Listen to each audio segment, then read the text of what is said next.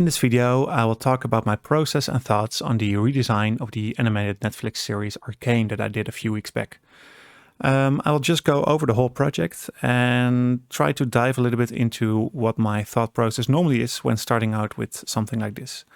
In this case, I took a fighting scene from the series, which is really cool. If you haven't seen it yet, definitely check it out on Netflix. And I took about 19 seconds to redesign. The interesting part about this fight in particular is that there's a lot of electricity sound effects in there, and it was a nice opportunity for me to use some of the samples that I've been designing over the last few months that contain a lot of electricity sound effects with synthesizers. So without further ado, I'll just start out by playing the whole clip so that you know a little bit what we are talking about.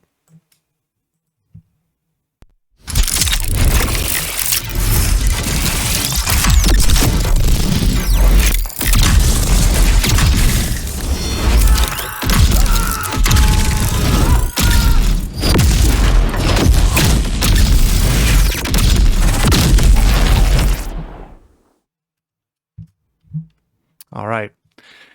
So before we start, I quickly want to mention that for me, this project was also a way to explore Reaper a little bit more. I normally work in Cubase and Ableton, and redesigns like this are a great opportunity to develop a certain workflow in another DAW. But with that being said, I still have to figure some stuff out. So if I'm a little bit hesitant or don't know all the shortcuts, then I would definitely want to know if you know a better way to do that. Okay, if I'm starting out with a clip like this, I just always begin with analyzing the whole clip and placing markers with everything that needs some kind of audio treatment. So as you can see here, I place a lot of markers, and the cool thing with Reaper is that you can set up scripts to auto-color those markers. So if you look here, then you can see that if a shot or a marker is marked as shot, then that means that there's a change of scene, and it will mark it automatically green. And that's really useful because in the all the important shots or the important change of shot are marked and easily visible from the main view, and it will automatically do that. So if I make a marker and I will call it shot, then it should be green.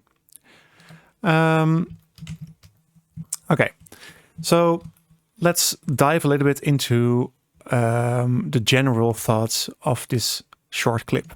I'll quickly make an empty track over here so I can easily mute everything just by hitting solo on there.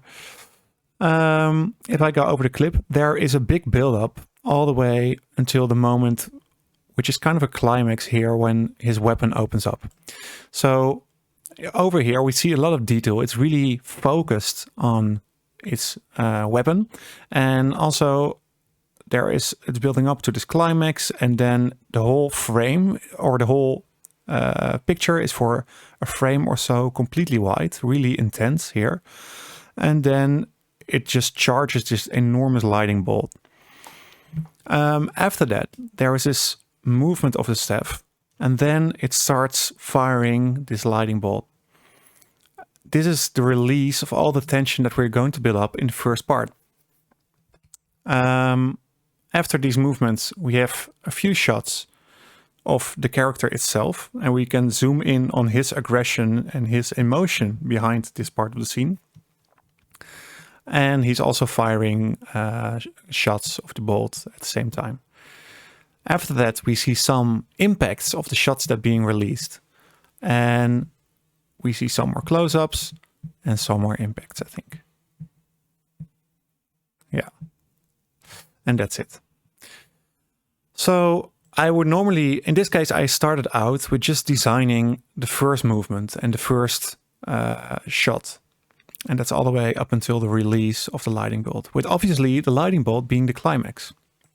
So I normally start out by just, after I placed all the markers, I will start out by making a sound bed of the ambience. In this case, it's just a room tone. Normally, if it's not a really intense scene, I will make different room tones for each shot or move that a little bit. But because it's such an intense part of this scene, I just have this thing running under everything else just to prevent some digital silence and to embed all these sounds in a room tone. Let me quickly play that.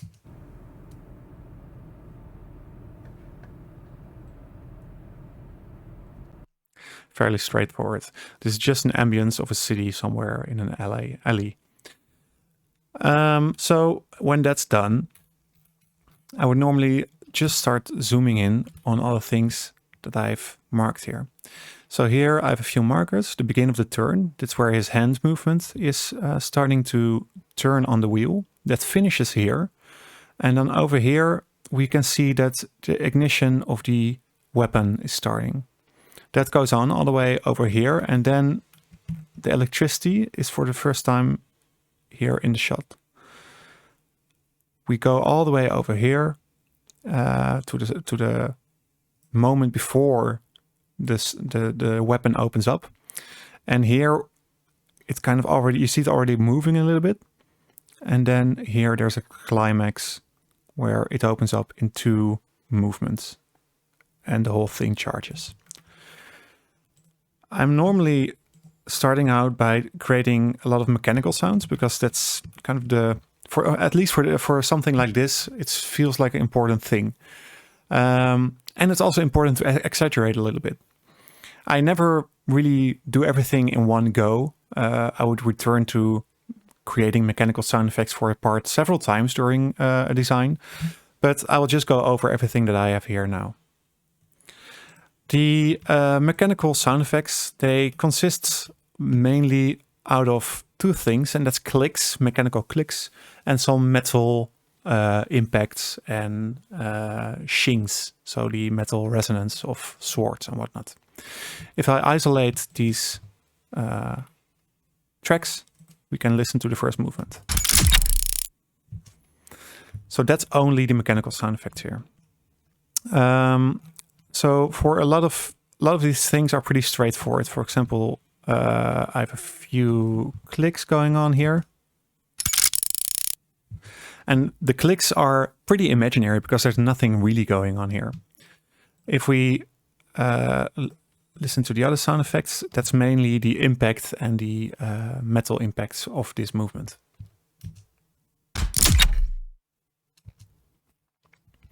I always like to add a lot of body to this kind of things, especially if it's a close-up. And I think in this case, these are just some things that I created in Faceplant. So this sample, for example, that's something some design elements that I created with Faceplant in a synthesizer. And I just beef it up a little bit more with some saturation and an all-pass filter to make it a little bit more elastic. The same thing goes for this, by the way. It's also just some sweetener, some body to embed the whole thing in. And other sounds consist mainly of metal impacts and some movements. All right. So after that, the mechanical sound effects go into this moment where we where the whole thing or the whole scene that goes over this staff. We see a close-up of the whole thing. We can see every detail, and we want to hear that as well, up until this moment here when the thing is going to open up.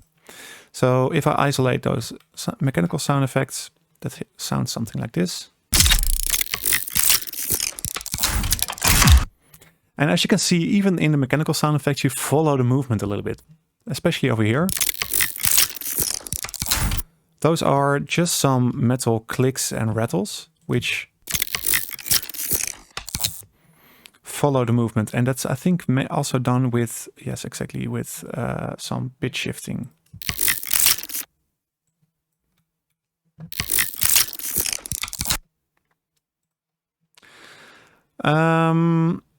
So after that's being done, the thing starts to open up, and that's an important part for the mechanical sound effects. Let me quickly listen to show that. So there are 2 movements, but I divided it into 3 movements basically. So here, there's the first opening. This is just some rattling of the metal and of all the mechanical clicks that you can hear here. And then there is this moment where the whole thing opens up to the first act. And then there is the third act where we just hear it open up. But there we also have to leave a lot of room for all the electricity sound effects that are going on there. So if we zoom in a little bit, this is mainly clicks and metal rattles and whatnot. But there's also some other interesting things going on here. So a lot of clicks here, they have some kind of saturation, in this case trash, for example, to make them stick out a little bit, or just some dynamics in trash in this case. But one of them, this one, is pretty interesting because here we have just a normal metal impact sound effect, which sound really beefy. And the main reason for that is this cool little plugin from Boom Library, which adds a sine tone on top of a certain threshold. If the amplitude reaches a certain threshold, it will fire basically a synthesized sine tone, which in this case has some pitch shifting and an amplitude of an ADSR to make it sound a little bit like a kick. So if I remove that, you hear it's way less impactful, and with the sine wave on top of it, it will play a sine wave when the loudest moment is about to happen, and that's over here when the thing opens up. Some other things on here is some saturation, and here is an all-pass filter to make it also bounce or make it elastic. But you can use any all-pass filter you like for that. All right, so if I look into the other sound effects for this part, let's go to, well, let's first go to the whooshes, actually. Whooshes are super important, and I know I tend to make them in separate projects. I never really design my sound effects with synthesizers and stuff. I'd never really design it in the design itself. I just want to keep on adding stuff and remove stuff and mix it during the redesign. So these are almost all whooshes that I created in separate projects, and a Doppler effect is really useful for that. So let's quickly listen to all the whooshes in this part.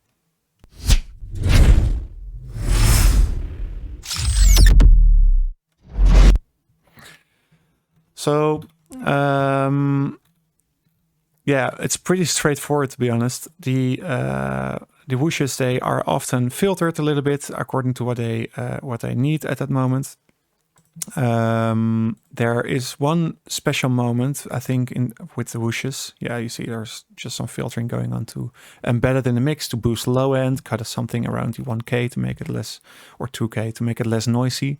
But especially this moment I think is interesting over here, which is more like a boom, not so much a whoosh, to be honest, but I think for mixing purposes it's embedded in this folder. And here the bass is really heavy. This consists of a charging sound and a bass dive over here with, I think, a kick layered on top of it. Or oh no, this is also some of my own design elements that I created in a synthesizer. So this design element sounds like this. It has some tonality in it, which also makes it interesting.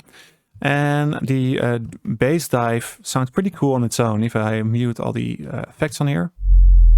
But I just beefed it up with some compression or make it less dynamic, and some decapitator, some distortion. Going into the electricity sound effects for this part. The electricity sound effects consist of two folders, actually.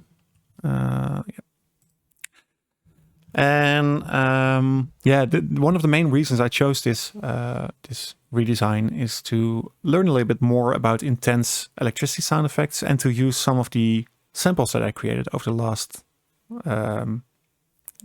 half a year or so, I really love to make electricity sound effects. So let me quickly play the whole thing, or this part of the scene, for you.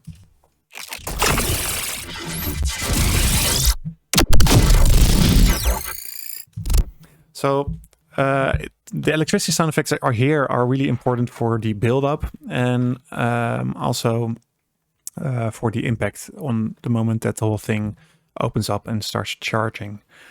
When I zoom in on some of these sound effects, for example, here, let me quickly isolate it. As you can see, there's quite a lot of processing going on there, so that's interesting. Let me isolate this part.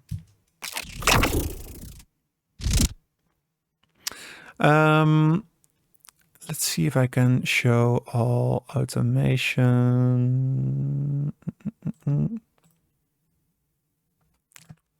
Just a second.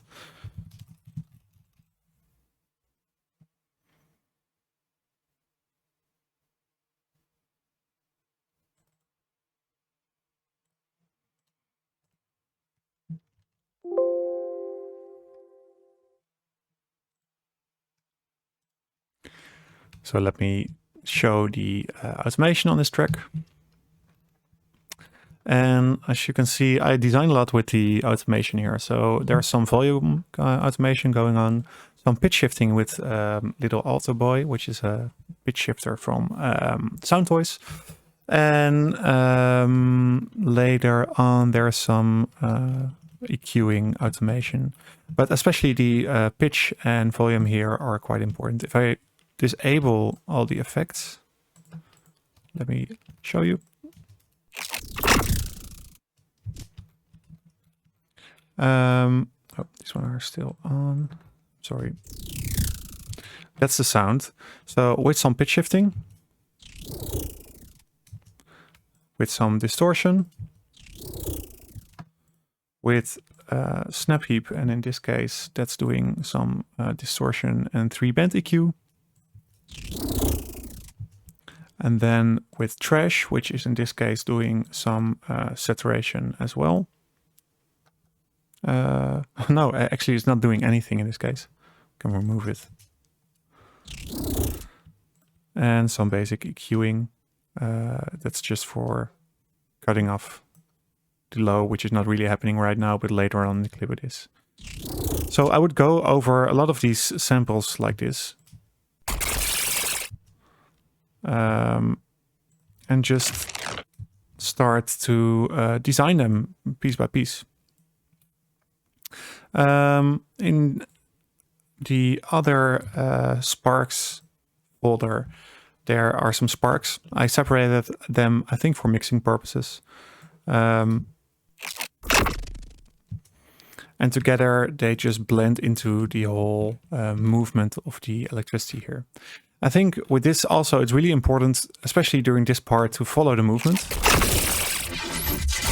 So follow what's happening in screen. So here you have a big burst of electricity, and then you go into this moment, you kind of build up to the moment that you see the whole thing. Then I love to work with silence a little bit. So here you hear that everything just falls silent for a moment. And then it explodes.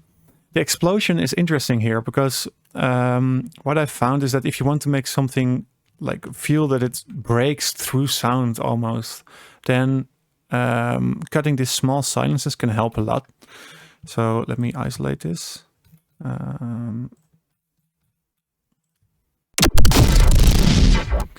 These are all sounds that are designed in Faceplant actually, so that's pretty interesting. It's a lot of impacts and a lot of super processed and distorted sounds. For example, this designed impact. And also these cut up designed flutter layers, which are just really meticulously cut up.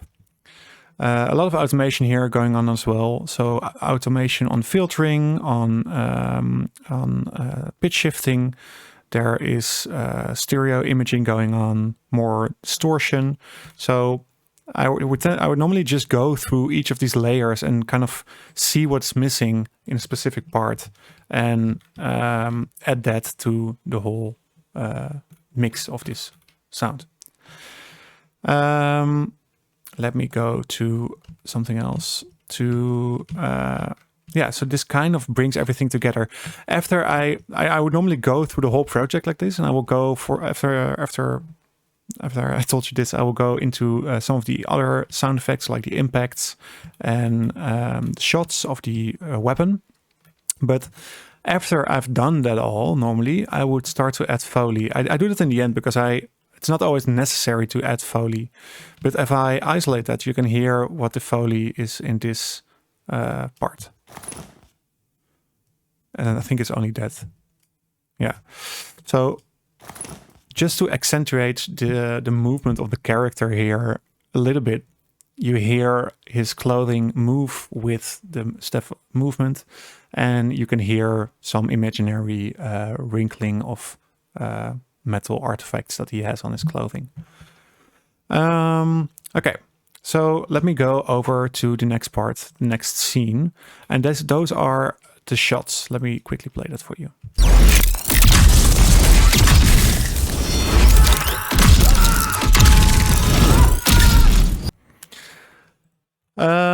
In here, I did pretty much the same thing with the electricity. So everything here is made with a lot of automation, a lot of sounds from synthesizers, like this designed intense sci-fi flutter, also made in Faceplant in another session. Electricity loop sparks, which I think are made with one of those metal measuring things, rollers. If you flap that around and just process a lot, then you can get something like this, which is cool. And like I already explained, I would just go over this and automate it according to the movement and start to mix those layers together. Let me quickly isolate them.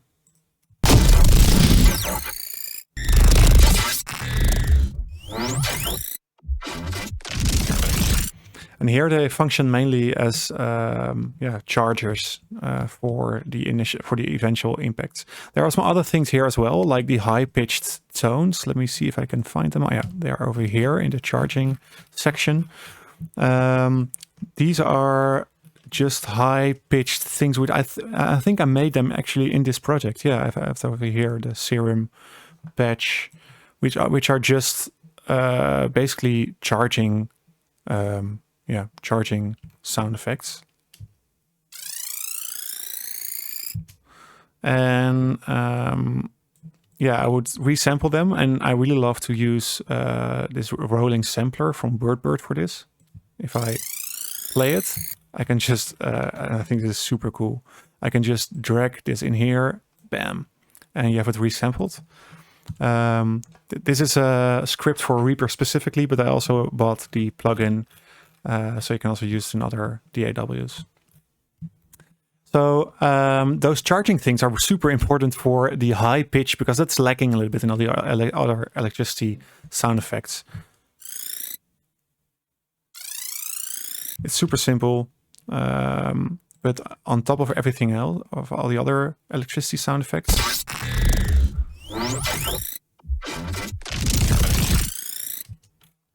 yeah, I think it helps a lot. But I think, I also used whooshes here a lot for the charging of the lightning bolt and the movement.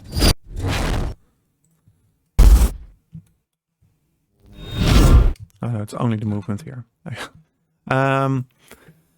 Those are pretty straightforward. Also designed sounds in another project. I designed this, and these are just really intense metal whooshes. Or the normal whoosh, and this is not my own. This is from a library. It's a metal whoosh, I think. Yeah. But let me get to the more interesting stuff in this scene, and that's the shots of the staff.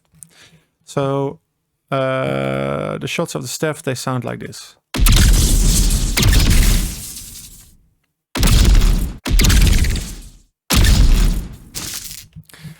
And I think the interesting thing about these shots and to have them feel like a big impact is to not perfectly align all your impacts that you're using.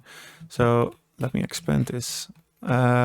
This again are a lot of, or almost everything is sound that I made in Faceblend. Again, not in this session, because it takes quite some time to get to this kind of sounds. But together they can sound super interesting. And isolated as well, but if I isolate one of them, you can hear how underwhelming it can be. Well, it's pretty intense, but here is also some electricity sound effects embedded in them.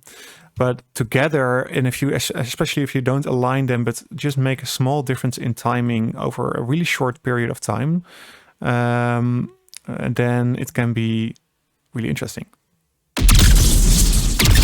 And I would just use different variations of those samples. I never create a sound and just make one sample of that. I always create several samples for that. They are placed on different timings, on different moments, different samples, but they all sound more or less the same because it's from the same design session. If we look into the processing of this whole thing, then then I think it's pretty simple, to be honest. There's some filtering going on, some things they don't have the low end anymore, so that's because that's already taken care of by other elements. And it's just pretty raw, to be honest. And on the group level, there's some compression going on and some filtering and a limiter. And the mechanical sound effects here are also of great importance, I think. Let me quickly play that for you. A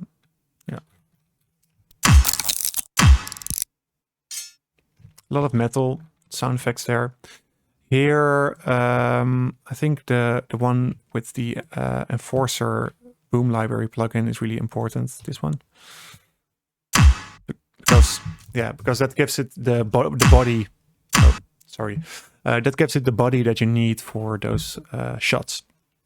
This is all also going through a lot of on group level. So all these mechanical sound effects, they go through some extra saturation, really subtle, but some filtering, and denoiser for removing noise just on like a global level that can work really well to make it a little bit more clear. And an enforcer as well to add a little bit more low end, and some other EQing. If I remove all of this, then you can hear the difference.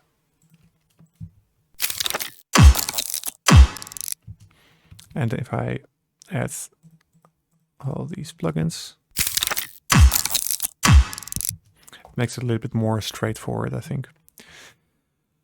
Okay.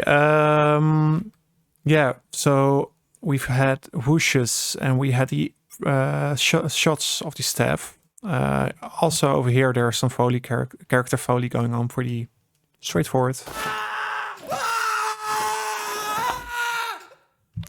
Except for the voice. That's the only thing that really stands out, I think, here. I used some samples for that, just cut them up.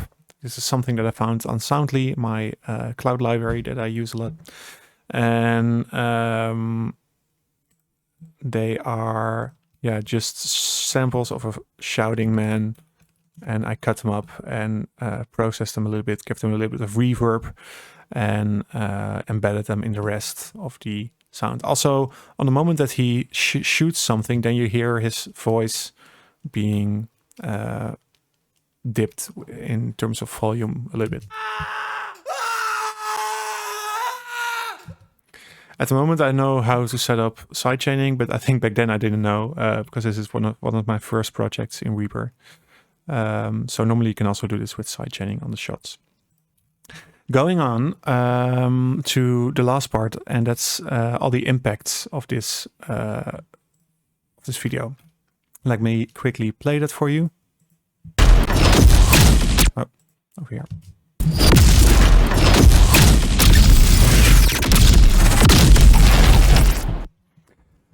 So in here, the most important part is the electricity sound effects. The whooshes are super important here. The projectile, excuse me, impact, and the shots of the staff itself. If I isolate the projectile and the shots, you can hear how that sounds.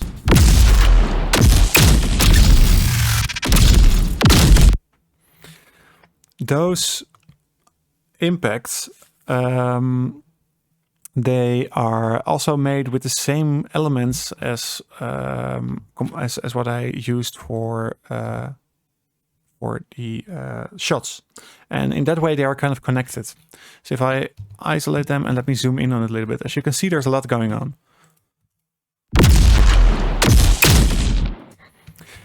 Again, these are a lot of designed elements in Faceplant. I just have a big library of them, and I tend to go through it and just use whatever I can. So there's, for example, here, some electricity sparks. This is from another library, but also here some textures. There is a snare, which I designed in Faceplant. There is an explosion also made in Faceplant. And some thunder. So this is all, and this as well, all made in synthesizers. But by layering it, you can get a little bit, it still will sound really designed in that sense, but that's not, that's okay in this case, I think. So that's, if you combine that, it makes a really interesting combination. And especially if you have this silences in between of these multiple impacts behind each other, you can get this kind of sound, which is, I think, super important for getting punch and impact. Yeah. As you can see, there's almost no processing going on here, which is maybe a bit of a shame. I can mix this better. But this is all done on group level. So on group level, there is some EQing going on. There is some, in Snapheap, some limiter, some compression, an all-pass filter, some distortion, and a limiter. And for EQing, I use this to automate the high pass a little bit. So you see, yeah, exactly. Sometimes I just cut the high end away for a little bit.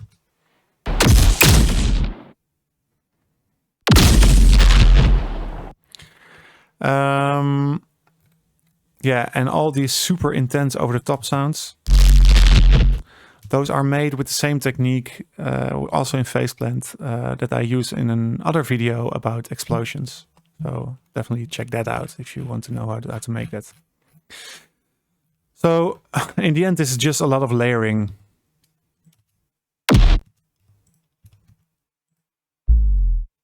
Bass dives, also super interesting to add that in explosions to give just that really that low sound in your impact. This is just an explosion that I use from another library. That's nice. These are basses also created with synthesizers. So, but what's also almost as important as the impacts itself is the build up towards it, and that you can do that really well, or you can take care of that by using swooshes and swishes and all that kind of stuff. So let's have a listen to that.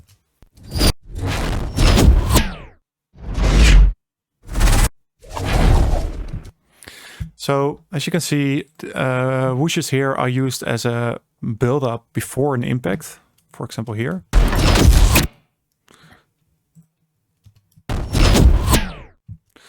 And adding movement to the projectiles, but it's also used for bigger movements of the character, for example here. Makes it super intense. I think the processing here is also really straightforward. Yeah, exactly. Just not, it's maybe on this one. Those are some chord whooshes, which is for the movement of the enemy that's flying away here. That just has some basic EQing, or pretty intense EQing actually. Some pitch shifting, which doesn't have any automation in this case, and some saturation to make it punch through the mix. Electricity, that's also because it's an electricity weapon, it's super important. Oh, sorry. But as you can see, it's mainly used for charging stuff. And that's the same as I already explained before, just by doing a lot of automation. But if you have a build-up, for example, over here, I really love to cut it up a little bit like this. And you have this charging sound and then a little stutter before the impact happens.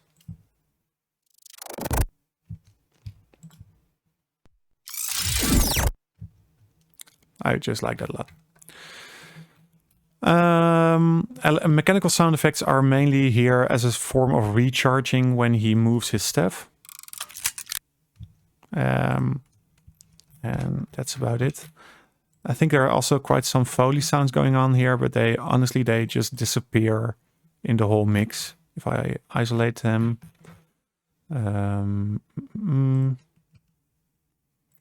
Also some enemy sound effects, I think, and you just don't hear them because of all the explosions, but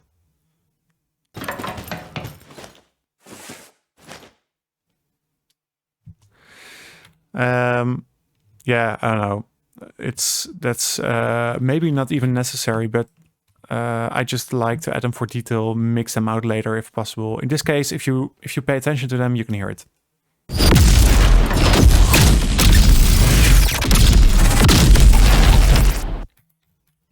There's this one really interesting sound, and I think it's in the electricity or the explosion folder.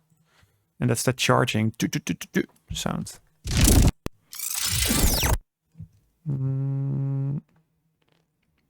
Or it's in the impacts.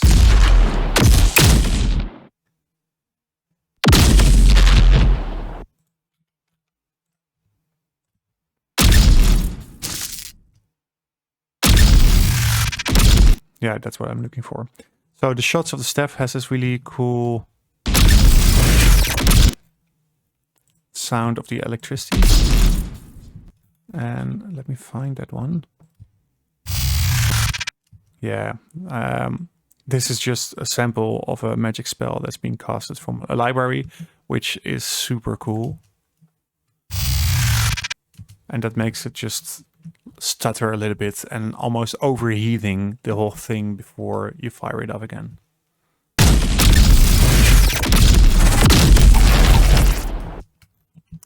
So that's it. I hope you found this useful, going over this.